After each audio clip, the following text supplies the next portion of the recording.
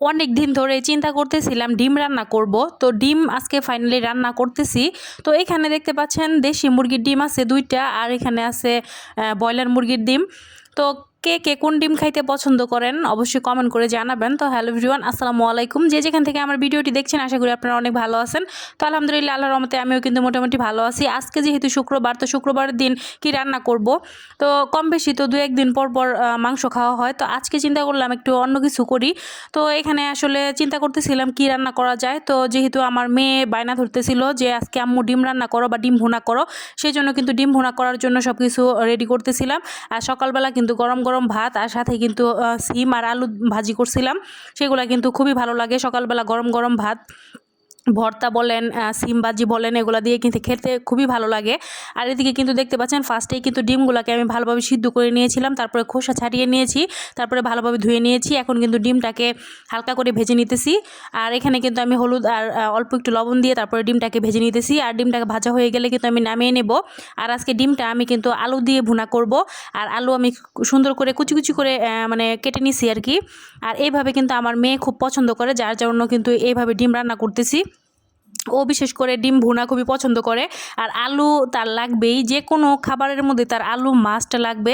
সেই জন্য কিন্তু আসলে আমি চাইছিলাম যে ফার্স্টে পেঁয়াজ আর কাঁচামরিচ দিয়ে এই ডিমটা ভুনা করব, পরবর্তীতে যেন তার জন্য আসলে স্পেশালভাবে একটু আলু দিয়ে আমি আজকে মানে ডিমটা ভুনা করতেছি।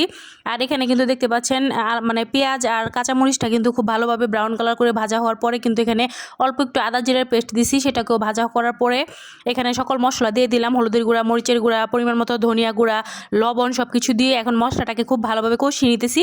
আর কষিয়ে নেওয়া হয়ে গেলে কিন্তু আমি এখানে আলু কুচি করে যে রেখেছিলাম সেটা দিয়ে দিব। এই যে দেখতে পাচ্ছেন আলু কুচি। তো আলু কুচি দিয়ে ডিম ভুনা কে কে খাইতে পছন্দ করেন অবশ্যই কমেন্ট করে জানাতে পারেন। আর আমার মেয়ে কিন্তু খুবই পছন্দ করে, তো বাচ্চাদের যেহেতু বায়না সেই জন্য কিন্তু একটু করে দিতেই হয়। তো এই যে দেখতে পাচ্ছেন আমার কিন্তু সুন্দরভাবে মানে মশলার সাথে মাখিয়ে নিতেছি আলুটাকে। এখন ঢাকনা দিয়ে ঢেকে দেবো, তারপরে কিন্তু একটু অপেক্ষা করব। এটা যতক্ষণ পর্যন্ত না কষে ততক্ষণ পর্যন্ত সুন্দরভাবে কষানো যখন হয়ে যাবে তখন কিন্তু আমি এটাকে সুন্দরভাবে নেড়ে চেড়ে তারপরে কিন্তু এখানে পরিমাণ মতো ঝোল দিয়ে দিব। দেখতেই পাচ্ছেন আমার কিন্তু কষানো কমপ্লিট, মানে আলুটা প্রায় সিদ্ধ হয়ে গিয়েছে। তো এই পর্যায়ে কিন্তু আমি পরিমাণ মতো ঝোল দিয়ে দিব। আর ডিমের তরকারি এভাবে মানে একটু খেলে আনকমনই লাগে আমার কাছে। ডিমের তরকারি যে ঝোলটা হয় আলু দিয়ে, সেই রকম খাবারই বেশি ভালো লাগে। কিন্তু আমার মেয়ে মানে ডিম ভুনা খাবে আলু দিয়ে, তাও আবার, সেই জন্য কিন্তু তার জন্য এইভাবে রান্না করা। তো আজকে শুক্রবার চাইছিলাম যে মানে মাংস আইটেম কিছু রান্না করব কিনা, পরবর্তীতে আমার মেয়ের জন্য আসলে এই রান্নাটা করা আমার। আর সকালবেলা তো বললামই সিম আর শাক রান্না করছিলাম, আর দুপুরবেলা শুধুমাত্র এই ডিম ভুনাটা করতেছি। তো ডিম ভুনা কার কার ভালো লাগে অবশ্যই কমেন্ট করে জানাবেন। আর আমি কিন্তু আপনাদের সাথে আমার ডেইলি ব্লগটা শেয়ার করি, প্রতিদিন কী রান্না করি সেটাই মানে আপনাদের সাথে শেয়ার করি। তো আপনারা অবশ্যই সম্পূর্ণ ভিডিওটি দেখবেন এবং সুন্দরভাবে কমেন্ট করে যাবেন। সেই কমেন্ট ধরে যেন আমি আপনার পরিবারে যেতে পারি সেরকম একটা সুযোগ করে দিবেন আমাকে। আর এখানে দেখতে পাচ্ছেন ডিমটা কিন্তু সুন্দরভাবে মানে রান্না হয়ে গিয়েছে। তো একদম কিন্তু যেহেতু ভুনা ভুনা করব, কোনো প্রকার মানে পানি থাকবে না, সেই রকমভাবে ভুনা করতে হবে। তো যতক্ষণ পর্যন্ত পানি না শুকায় ততক্ষণ পর্যন্ত আসলে এটা রান্না চলতে থাকবে। আর খুব সুন্দর একটা স্মেল বের হয়েছে, মনে হয় যে মাংস রান্না করতেছি এরকম একটা স্মেল বের হয়েছে। তো এখানে কিন্তু আমি একটু গরম মশলা গুঁড়া দিয়ে দিয়েছিলাম, যার কারণে এরকম একটা স্মেল বের হয়েছে। আর এইভাবে আমার মেয়ে খেতে খুবই পছন্দ করে, যার জন্য ওর জন্যই কিন্তু স্পেশালভাবে এইভাবে রান্না করতেছি। তো ডিম খেলে মানে ডিম দেখলে মনে হবে যে না মাংস রান্না করছি, এরকম একটা ফিল আসবে। তো এই যে দেখতে পাচ্ছেন পানিটা কিন্তু একদম শুকিয়ে গিয়েছে, কালারটা দেখেন কি সুন্দর হয়েছে। তো আমার রান্নাটা কিন্তু একদম কমপ্লিট। তো আজকের ভিডিওটি আপনাদের কাছে কেমন লাগলো অবশ্যই কমেন্ট করে জানাবেন।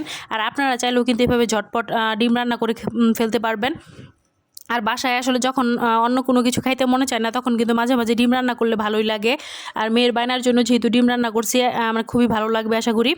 তো আজকের ভিডিওটি এই পর্যন্তই। সবাই ভালো থাকবেন, সুস্থ থাকবেন। আল্লাহ হাফেজ।